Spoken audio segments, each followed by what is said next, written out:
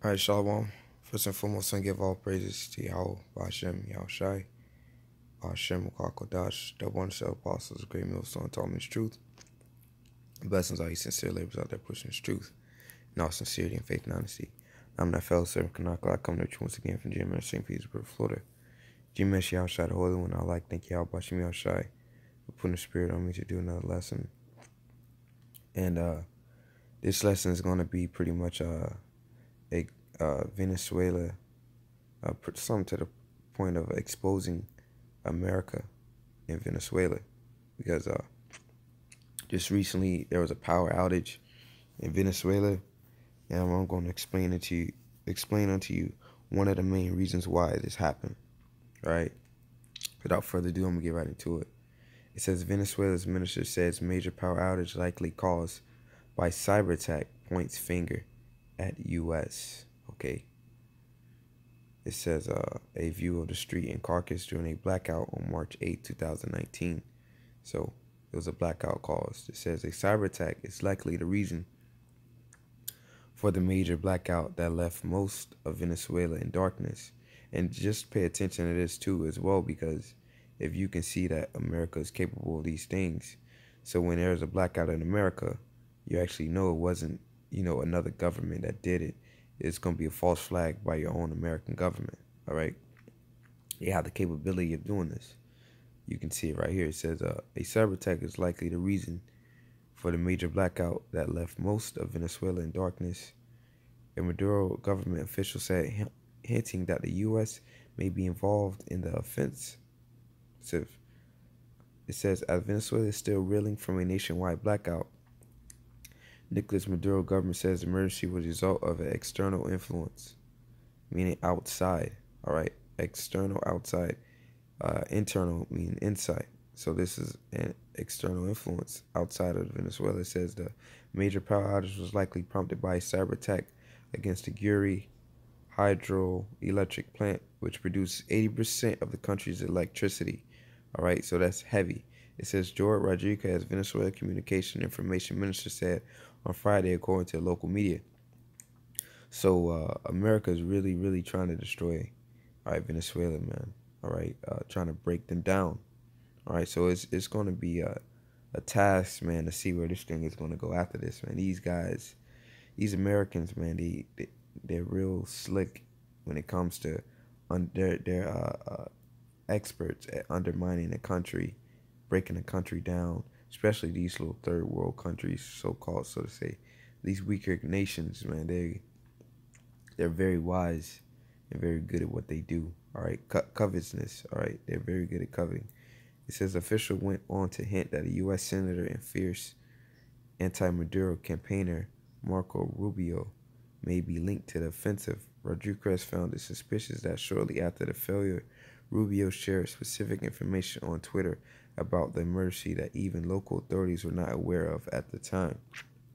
So, the official went on to the hint the U.S. Senator Khan. So it says, how did Marco Rubio know of the attack a few minutes later?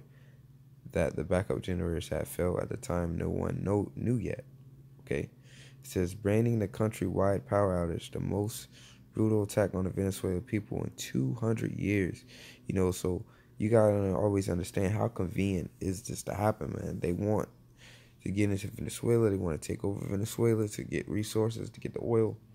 So in 200 years, this hasn't happened. Now, all of a sudden, there's a power outage, a major cyber attack on Venezuela. All right. So it says the minister promised to file a complaint to the office of the UN High Commissioner for Human Rights. President Nicolas Maduro earlier also raised suspicions of Washington standing behind the power outage, as he accused the U.S. of waging an electricity war. All right, and that's a good word.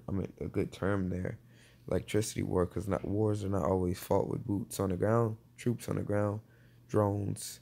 All right, nukes. There's different kinds of war: economic war, electricity wars. All right, cyber wars. Okay, this is the country electric energy minister, for his part, said that the deliberate sabotage on behalf of the U.S.-backed oppositions was the reason, and that's the thing. They're set up like I said, the U.S. backed oppositions. Because if you go up, when you read this, it says, "How did Marco Rubio?" Right? That doesn't sound like an American. Okay, but it's U.S. They're backed by the U.S. Okay.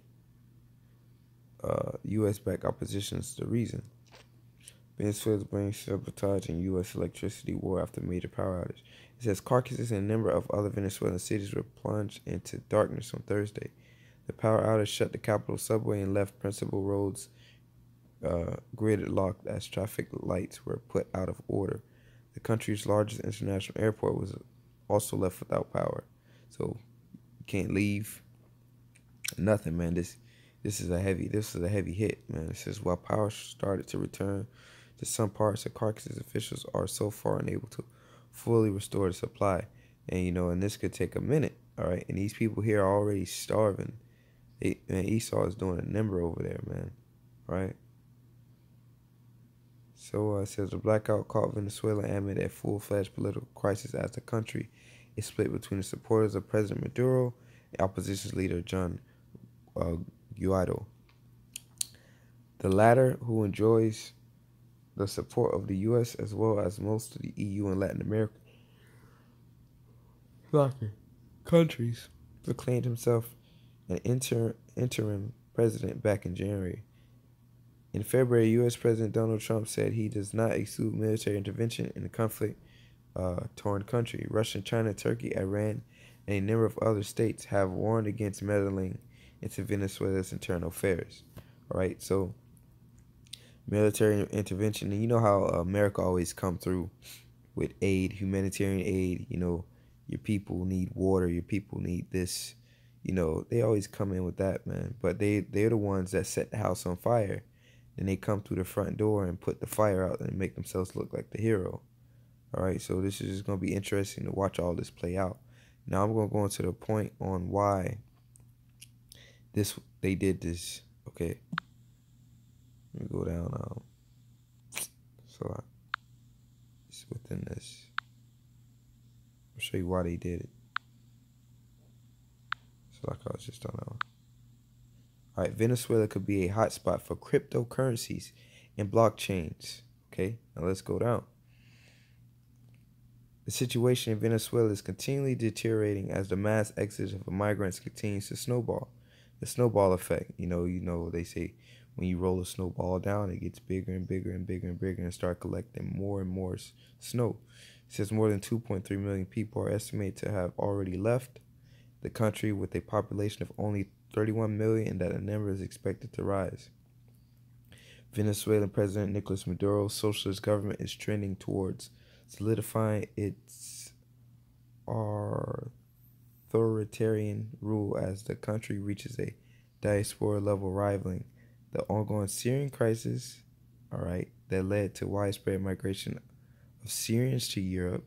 So America is the cause of this, all right, is rivaling the ongoing Syrian crisis as, you had Syrian migrants going into Europe. Right now you got 2.1 million Venezuelans leaving, going to other places like Colombia, so on and so forth. It says fueled by massive hyperinflation, and who destroyed Venezuela's economy? America did, man. All right, they caused the problem. Now when you got these Venezuelans coming up in cargo vans and stuff, you don't want to allow them in your country, but you the reason why their country is faced with the hyperinflation, man. All right. It says fueled by massive hyperinflation that surpassed 2 million%. As of August 2018, Venezuela's Bolivar has effectively become worthless. Crippling foreign exchange controls imposed by the government have further restricted citizens' access to foreign currencies as stable source of value. All right, so they cut them off from the global market. It says an emerging market. This is the point. An emerging market for Bitcoin and other cryptocurrencies, keyword cryptocurrencies, have developed over the last few years in Venezuela, representing a profound case study of Bitcoin's potential positive impact on the struggling Venezuelan people. So that was their escape, so to say. There was their crutch. They would switch to cryptocurrencies. It says, and that would represent a profound case of study of Bitcoin's potential positive impact. So cryptocurrencies would be a positive impact on struggling Venezuelan peoples. That pretty much that would be their way out. It says the interest in Bitcoin in Venezuela initially began with the opportunity for mining it a few years ago. Due to largely subsided electricity market in Venezuela. Look at that. Due to largely, all right, listen, keyword electricity market in Venezuela. So they was big in cryptocurrencies. All right, electricity market in Venezuela. Electricity is practically free. So the cost of mining Bitcoin are drastically reduced. Okay. So now we see why the power outage happened in Venezuela. All right, because electricity is practically free, so the cost of mining Bitcoin is drastically reduced. So Bitcoin was their way of pretty much invading the sanctions, all right, from being cut off from the global market due to electricity with Bitcoins. Now America has hit their power grid. Now they're trying to force them back to the U.S. dollar, and they can't use cryptocurrencies in the Bitcoin because America has cut off their electricity. It was a blackout. So that's the whole key behind the blackout in Venezuela. 80%, all right, they hit the power grid that pretty much produced 80% of electricity. Now it's going to be harder to use this electric market, all right, electricity market. So now they trying to force them to the U.S. dollar, all right. It says electricity because they cut off from all the other currencies, all right, the global market. So now they're trying to force them to use the American dollar. It says, however, the Venezuela government often crack down on mining operations, sometimes arresting and holding individuals without cause. All right, and that was pretty much the key point. Now let's go to another article here. It says why Bitcoin uses so much energy. Okay, energy. Another form of a form of energy is electricity. Okay. It says Bitcoin has been alarming people for years because the amount of electricity needed to mint new virtual coinage. All right. And Venezuela has a very large electricity market, cryptocurrencies, and it takes a lot of electricity to run those currencies. Okay. That's why America hit Venezuela's power grid.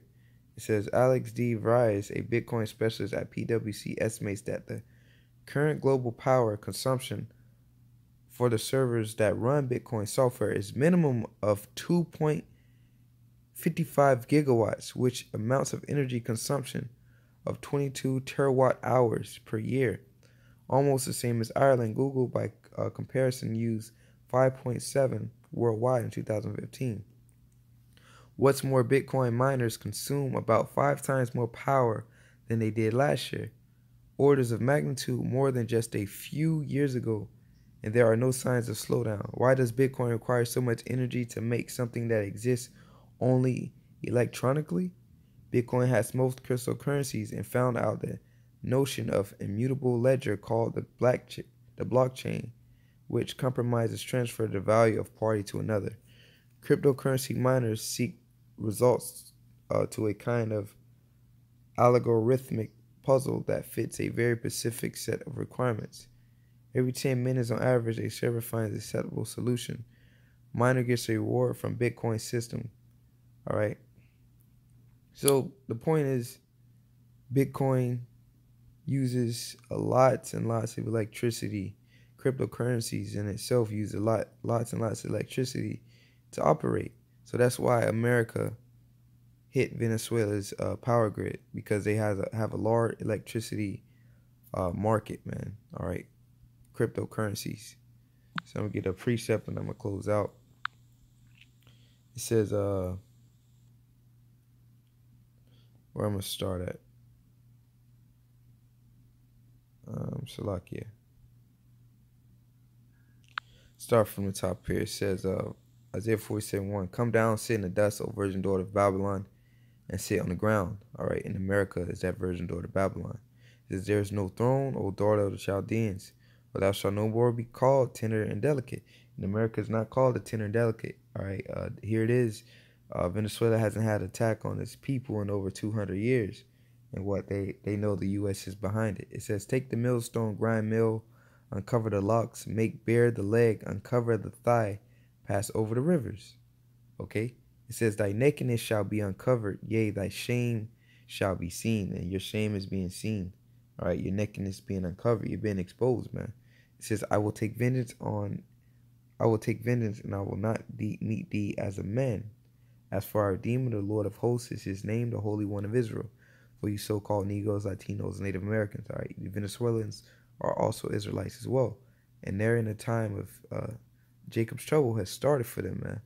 All right? Hyperinflation, starvation, right? The power grid being put out. So that means the crime rate is going to go up. Women are going to be raped. There are going to be more crimes, all right? They're causing hell over there, man. It says, for our Redeemer, the Lord of hosts is named, the Holy One of Israel. Sit thou silent and get thee in darkness, O daughter of Chaldeans, for thou shalt no more be called the Lady of Kingdoms. And everybody know that America is trying to take over Venezuela. All right, so like nakedness is being uncovered. That's why all those countries warned America, right, about meddling in Venezuela. So that's America being exposed in Venezuela. All right, that I'm not gonna draw this out longer than it have to be. I want to give all praise to Yahweh Shemi Al-Shai, Bashim Kakadash, double one set apostles, great millstone, told me his truth, and blessing all these sincere labors out there pushing his truth and all sincerity and faith and honesty. Shalom.